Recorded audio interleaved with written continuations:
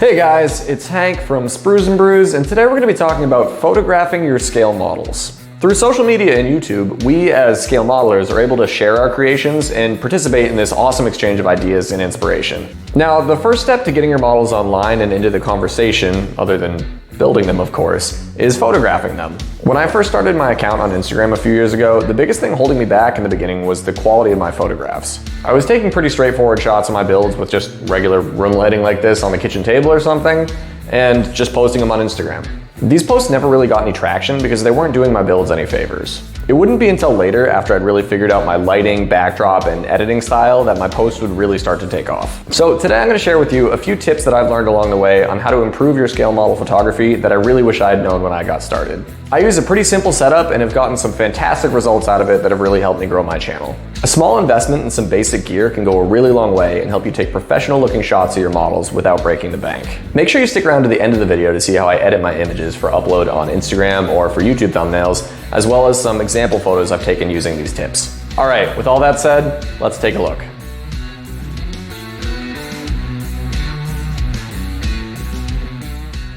Alright guys, so for our example subject today, we're going to be using one of my Tamiya 148 scale BF109 builds. I finished this about 6 months ago and I'm really happy with how it came out, so let's take some pictures of it. Our goal here will be something like this. This was another 109E that I built up as Werner Mulder's aircraft from JG53 for a YouTube video I did.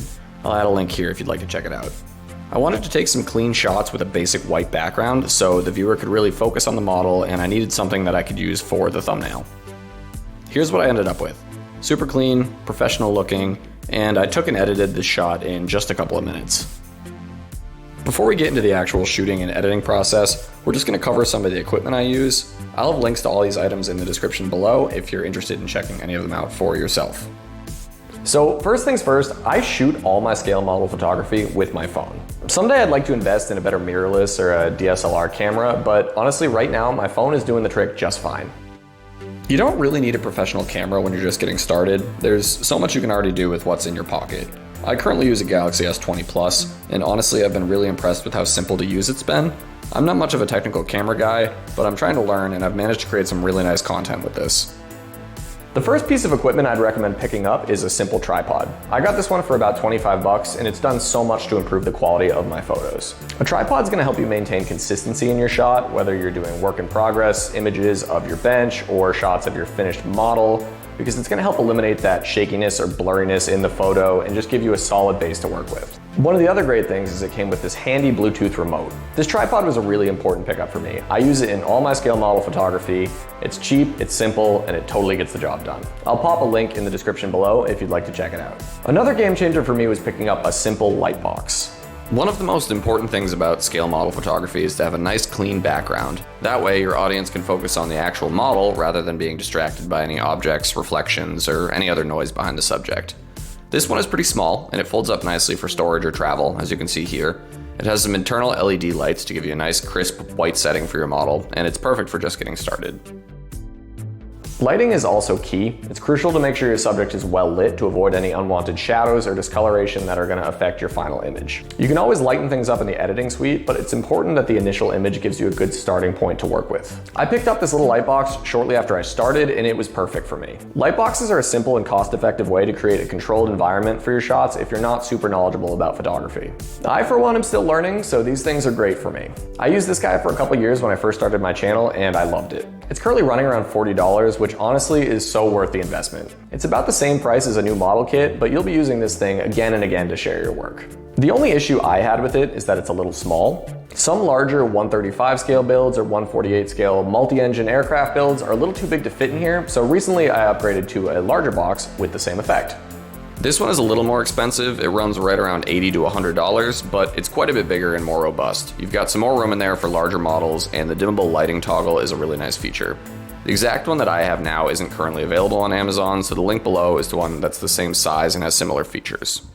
All right, with all the equipment out of the way, we can talk about the actual photography process. Make sure you wear gloves when you're photographing your finished models. Even if you just wash your hands, there's still oils and stuff on there that will just eat right through the varnish layer on your kits, and the last thing you want to do is hurt them when you're trying to take these beautiful pictures.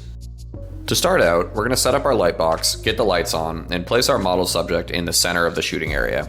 We also want to set up our tripod so it's maybe 2 to 4 inches above the model, angled down to the subject to start with. Your phone is going to be about 12 to 16 inches away from the build. When I'm shooting for Instagram, I use the 1:1 frame setting because that will give us a photo of both the correct size and quality for an Instagram post. I've had some issues in the past with Instagram's automatic image compression features messing up the quality of shots that I took, either in a higher resolution or a larger frame size. And honestly, this is the easiest way that I've found to make sure your finished product is going to look good when you actually post it on Instagram. The reported optimal size for an Instagram photo post is 1080 by 1080, so if you go much over that, the app will automatically compress your shots. For aircraft photography, I like to start with either a 3/4 shot or something that's in between a 3/4 angle and sideways to the camera. This gives the best amount of exposure to the most parts of the aircraft. Your audience will be able to see both the sides and top of the fuselage as well as the upper wing. This is my go-to hero shot, so to speak, and I feel like it's the best way to show off your work. For a professional finish, it's also important to make sure that our aircraft is well framed in the photo. I try and use the zoom feature as little as possible. I've found that zooming in on small subjects like this tends to reduce the image quality on the S20's camera, so either moving the model closer to the opening of the light box or moving the camera closer to the subject works best for me. We also want to center our model so that no parts are cut off by the frame of the image and we have a roughly balanced amount of negative space surrounding the model. I'll take a few shots like this and then start making some adjustments, spinning the aircraft to other angles and adjusting the height and angle of my tripod. Just keep firing away. It's better to take a whole bunch of shots and have more to choose from than having to reset and shoot more if you don't like any during the selection process. Aside from these clean shots of just the model, I also like to add some visual interest to help with storytelling. These are models based on real vehicles used by real people, after all, so I like to include some figures or a diorama base in some of my shots as well. You can follow the exact same process here, playing with angles and positions and taking lots of images.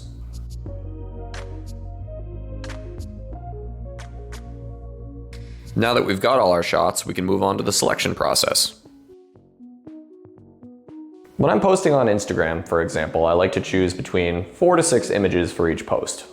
Realistically, most folks aren't going to scroll through 10 images if you post the max amount on Instagram, but they'll want more than one to really appreciate all the details and angles of your model.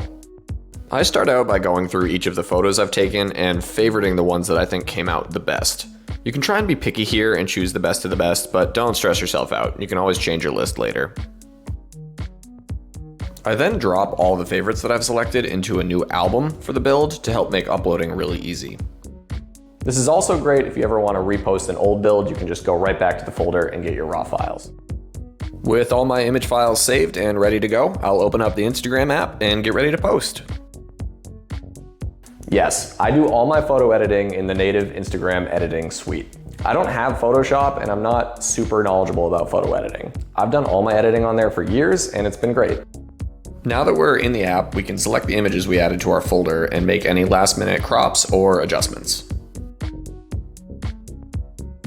I skip the filters altogether and jump right over here to edit, and the first thing I usually do is crank up the brightness a bit. The lighting from our box is all drop lighting from the top down, so we're going to get some shadows below our build. We do want to keep a bit of shadow to give the vehicle some sense of weight and size, but adding some brightness can clean it up a bit. My rule of thumb is usually to add brightness until we start to affect the coloration of our vehicle. If things start to get washed out, you've gone too far. To help accentuate our paint scheme, we can use some contrast to help make our colors pop. I usually try to stay around +10. Structure also adds some volume to your build, but too much can make the image look cartoony. Stick to around +10. Warmth and saturation can usually be skipped. I don't want to affect the colors of my paint job too much, so unless the lighting I used for the raw image was way too strong, I'll leave this alone. Color and fade can also be skipped. Highlights can also be really helpful to clean up your shot when we're working with a white background like this. I usually shoot for between +10 and +20 to sharpen the lines around our aircraft and avoid washing out our model. Shadows I usually skip, as well as vignette and tilt shift, and then sharpen, the last one, I usually go for about +10. This is all artistic discretion and up to personal preference, and your settings can vary from shot to shot, but this is usually where I start out. You can see with these first two photos how much of a difference that's already made. And that's it for the editing process, really. I repeat this for all of the selected shots, and I make individual tweaks as necessary for each photo. I'll then choose my order, add my captions and hashtags, and fire away. It's time to post.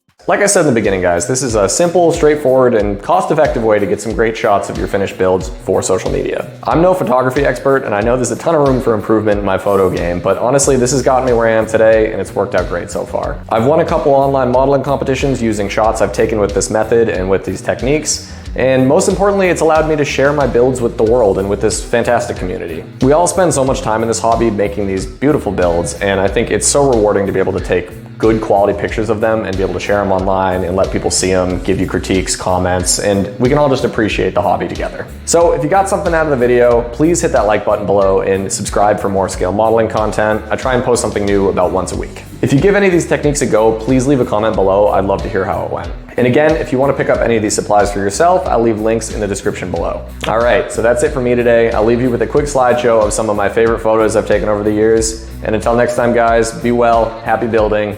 Cheers.